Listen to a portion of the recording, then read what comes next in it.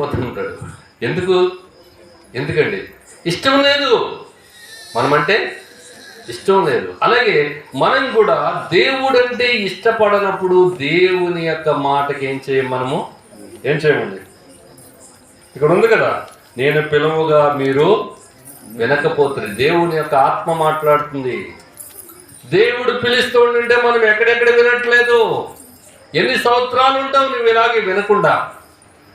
చూడండి, క్రిస్మస్ వెనకాల క్రిస్మస్, సంవత్సరం వెనకాల సంవత్సరం, జనవరి 1 వెనకాల జనవరి 1, సంవత్సరాలు దొరికిపోతున్నాయి సుమా. కానీ మనం ఏం చేయట్లే, ఆయన మాట మనము వినట్లేదు.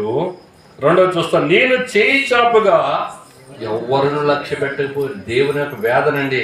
బాబు ఆగు బాబు, కొంచెం ఇటు రా బాబు, వెళ్ళొద్దు బాబు అని దేవుడు చేతులు చాపుతున్నట్టు ఏం చేయట్లేదండి, మనము లక్ష్య పెట్టట్లేదంటండి.